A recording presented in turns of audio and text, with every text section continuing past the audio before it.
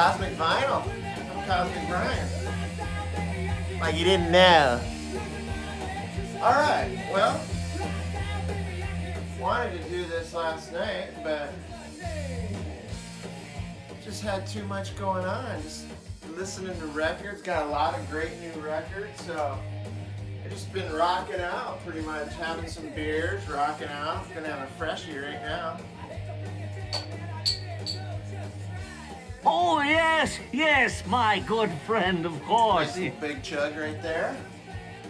So, this is gonna be like some, like minor league, punk rock, garage rock, just some straightforward, kick-ass rock and roll. So, let's get it on. Let's get it on in the cosmic realm.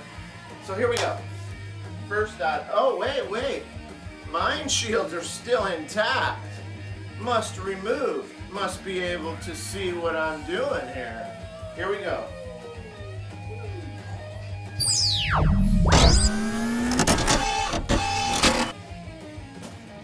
Into the audience. Toss them right into the audience. Whoa! Sure is bright in here. Anyway, welcome to Cosmic Vinyl. Okay, here we go. First record. This one's called Hullabaloo.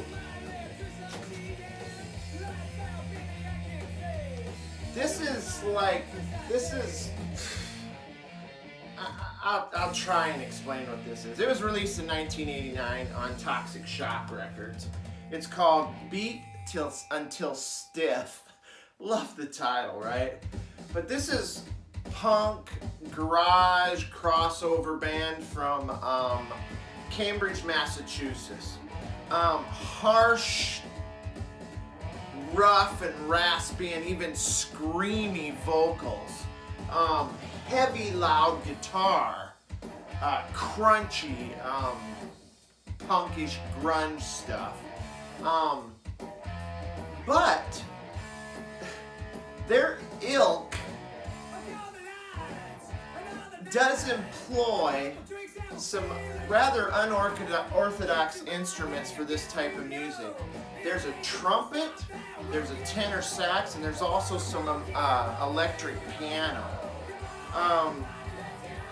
And here, let me show you that. There's the back there. There's the cover. Pretty cool, right? And then I'll show you the record too. There's the inner sleeve. Picture, I believe, of the drummer there. And then you got this craziness here. They never went by like their regular names. This is the listing of the band. Spanker Felge is severe caning. Ronnie Soares is drippings and droppings. Harry Squirty Soares is 1-2-1-2 hit stuff. And then Horse Glue Mini Bike is the handy white massacre of the band. You tell me. I found it pretty funny, pretty interesting, very entertaining record on the custom label there. Good stuff, man. Hullabaloo. I mean, the lyrical content and the vocals on this would make Satan himself likely shit his pants if he listened to it. It's what I would consider a psychotic mindfuck for sure. Not for everybody, probably, but for Cosmic Vinyl, Cosmic Brian, it's for me. So, all right, let's grab this other one here. This is the Fireballs of Freedom, the New Professionals. Now, I seen that New Professionals and I thought, fuck, I just found a New Professionals album. Now, the New Professionals is a band with ex-Pistols, Steve Jones and Paul Cook, which I would love to lay my hands on that album, but I think it's a bit spendy, and I don't see it around much. But this is the Fireballs of Freedom, and the name of the record is The New Professionals. There's the back cover there. This is released in 1998 on Empty Records. It's their first full-length album. They're formed in North Dakota, but then moved to Portland, Oregon, where they fit in a lot more there. But these guys deliver up a fusion of both the roots of punk rock and roll and then also the punk sound of hardcore. They toured with the likes of Reverend Horton Heat and the Mono Men. And I'm just going to tell a little story and then I'll move on. But the Fireballs, here I'll show you this label too. It's kind of cool. Empty Records, FOF, custom label there. FOF were slated to headline a show in Portland, Oregon. And then they got word that the alt-rock band Everclear wanted to play with them on that show. But the stipulation was that they really wanted, the stipulation was that Everclear would play with the Fireballs of Freedom on that show, or the Fireballs of Freedom wouldn't play at all. So I believe they mulled it over and they decided, fuck that. We're not going to be forced into playing a show with a band that's totally different from our style of music, right? So they friggin' they deferred on the show, and then I guess the singer for Everclear, what's his name? Alex Akis, I think that's his name. I remember he had the bleach blonde hair, whatever. But anyway, he got on the radio show that night and just trashed him for not taking the opportunity to play with them. And I just thought that was fucking condescending. Even though I like Everclear, I just thought that was condescending and fucked up. So I give the Fireballs of Freedom 100 punk rock points for standing their ground and saying, you know what, we're not going to be badgered into playing a show with a band that we don't relate to and that we sound nothing like. I mean, the fans for Everclear would have just basically showed up and taken over the show. It would have been shitty for Fireballs of Freedom. So, congratulations, you fuckers, for sticking to your punk rock morals. So anyway, the next one is what we're listening to right now. And this is just killer, like straightforward, kind of punkish. It's just rock and roll. This that guitar, it's like John. It's almost like the Heartbreaker kind of guitar sound.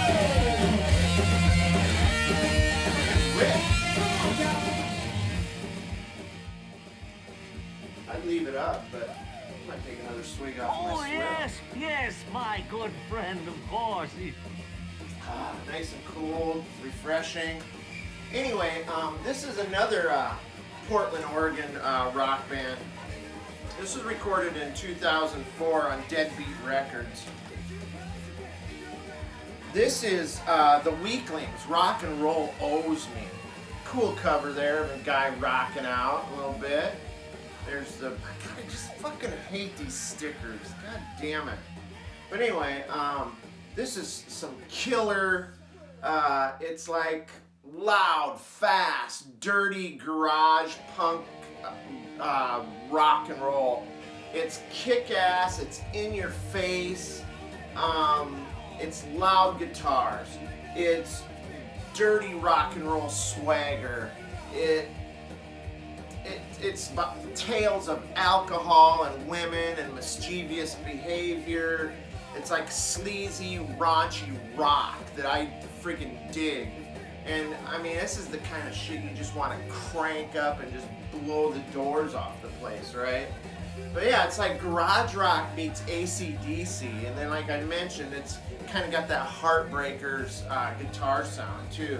These guys are still going strong. I think they did like some European tour pre-pandemic. So yeah, the Weaklings, and these are all cheap records, man. I got all these for under $10. So, and I find them to be interesting, and like I just want to rock out. I don't care what that cost or whatever, man. But anyway, this is a band that I mentioned in my Dallas video. I didn't show it with the Dallas stuff because they're actually from Austin, which I was going to kind of do a Texas vid, but I just could not hold on to this any longer. I wanted to show it. But this is the Hickoids. The Hickoids are, like I said, they're from, I'm just going to call them cowpunk band from Austin, Texas. This was released in 1985. There's the cover. And there's the band on the back there, just kind of give you an idea what these cats look at. That's kind of a tame picture for these guys, actually.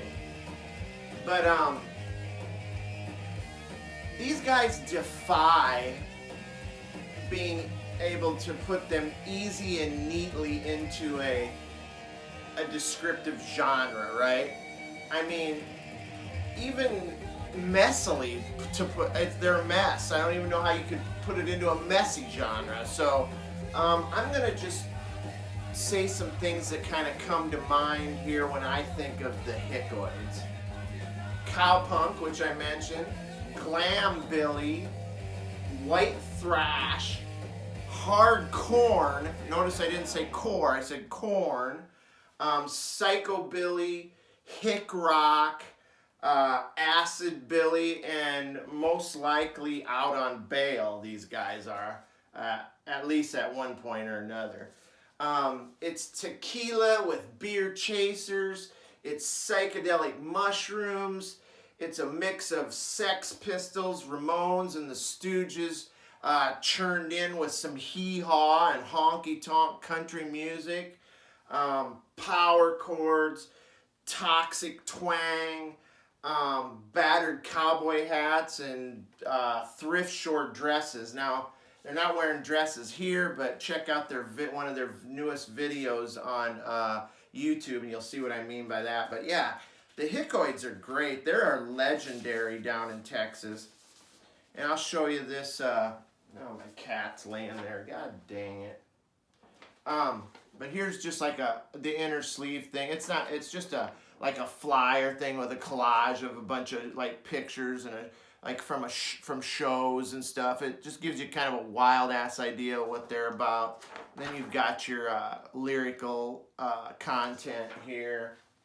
I don't know where to put this. God dang it, my cat's laying there. There's the label there. But yeah, the Hickoids are legendary down in Texas. We dig them. Us people that live down in Dallas and have been to Austin. I mean, put all that stuff that I described, put it into the 80s, the backdrop of the 80s Austin slacker scene, and it just fits perfect to the Austin scene used to be amazing. Oh, we got silence. I'm going to turn that right back on. I can't handle having silence behind me. Now this is the headliner here for me. I just picked this up not too long ago. This is a Dallas punk band from the late 70s. These guys are called the Nerve Breakers, and this album is called Hijack the Radio. I actually played a little bit of this as an intro to a different video that I did recently. But these guys are awesome.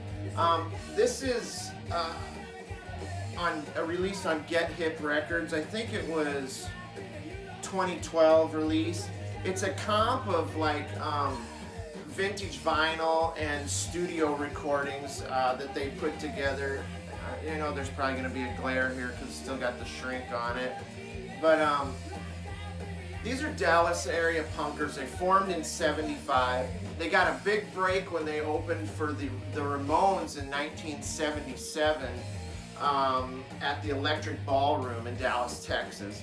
And then they hold the distinction of being one of the only bands in the world that opened for the Sex Pistols. When the Sex Pistols came over to do their American tour and they toured the South, they played at a place called the Longhorn Ballroom in Dallas. And the Nerve Breakers had the distinction of opening up for them in 1978. That is something that you can put on a resume, a punk resume, and that should alone get you gigs right there, I would think. But I just think that's awesome. They also open for bands like The Clash, The Police, Johnny Thunders. So yeah, they've played some big shows. Let's see if there's anything going on here with the label. It's just your standard black label on the Get Hip record label. They also did double duty opening for Roky Erickson, you know, of the 13th Floor Elevators fame. They opened up for him, but then they also played the show as his backup band, which I thought was killer. Anyway, it's melodic, rocking punk, but it can also have a smattering of psychedelia, and fuzz, some slide guitar, but just some straightforward 70s and 80s punk rock. These guys are legendary in Dallas. Great stuff. A little bio here that somebody wrote about the band. But yeah, the Nerve Breakers. Check that out. Anyway, that's my video. I hope you guys dug it. I got another Far Out Finds video coming up with some psychedelic records. Also got another punk and garage thing coming up.